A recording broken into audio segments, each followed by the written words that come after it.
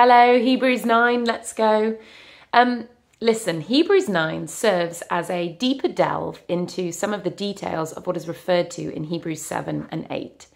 It's a detailed account of what these Hebrew readers would have been so familiar with, the look and the feel of the temple, the acts of animal sacrifice.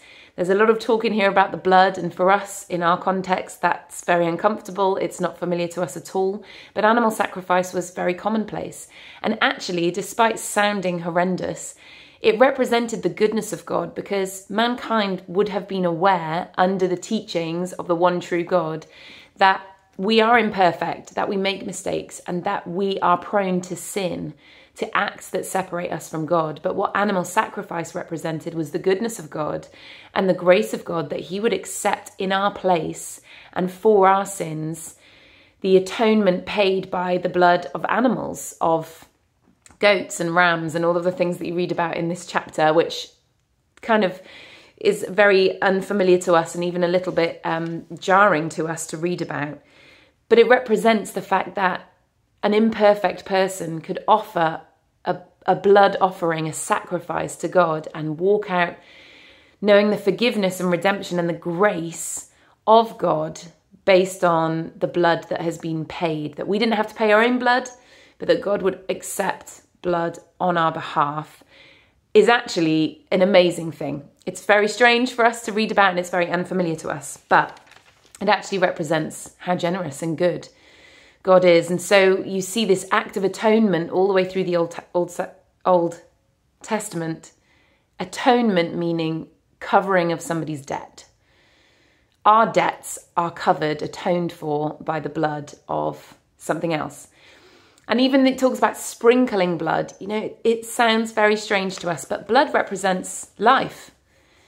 We take it to represent death, but blood represents life. And so by sprinkling this blood, the priests are entering into this act of covering with life the places that we bring death by our bad decisions. And so we've got all of these historical accounts. And I think what I want to say is, if you're getting bogged down with the details of, I don't know what hyssop represents, and I don't know why we're talking about cherubs and, you know, these carvings and the urns, don't worry about that. Let's take a step back and look at the bigger picture of what is being communicated here. The first thing is that we have this distinction between where normal people could go and where priests could go in the Old Testament in the tabernacle. You know, the high priest could enter into the Holy of Holies, go through the veil and get closer to God.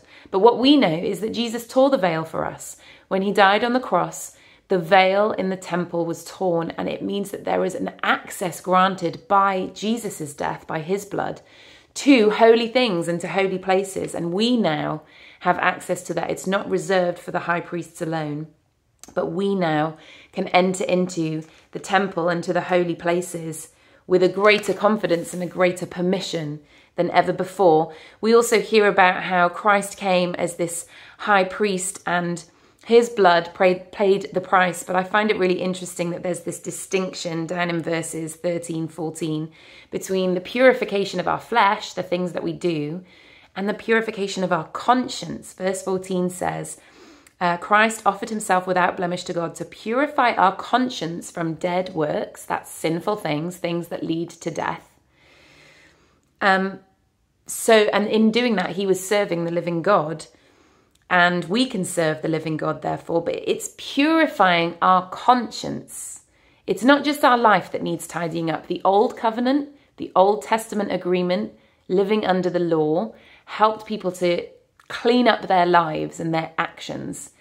But this is an even greater promise, that Christ even provided a sacrifice to purify our conscience, to help us live confident, assured, children of God type lives. And I just think it's really beautiful. And we talked a little bit about this yesterday, about the external versus the internal. You know, the law took care of our external world, but Christ cares about our internal world. And we know now more than ever, perhaps, with our awareness of mental health, that actually our internal world is incredibly important. God cares about that.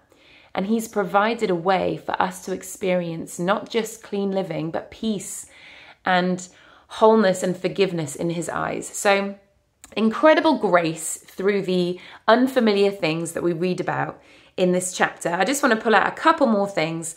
One is in verse 25, we're reminded that Christ was not commanded to offer himself repeatedly. It is done.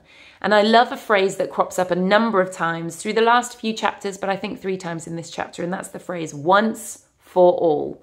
We use that sometimes now. It's done once and for all. But that phrase, those 3 words, are incredibly powerful when we connect them to what Jesus has done for us. He did it once, he did it for all, and it is done. We don't have to continue to confess or to continue to sacrifice, continue to ask for salvation. It was done once and it was done for all, and that's our King. That's how he loves us, is that he would lay down his life. Finally, I love the fact that this chapter finishes with the phrase, Christ, having been offered once to bear sins of many, will appear a second time, not to deal with our sin. He's not coming back to deal with our sin because it is dealt with, and we need to have confidence in that. But he's coming back to save those who are eagerly waiting for him. And for me, this jumps us back to faith and patience.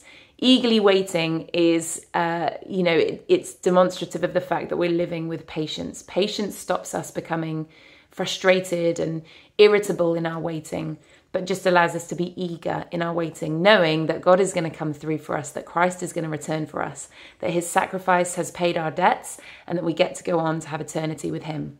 So it's a detailed chapter. Don't worry about the detail.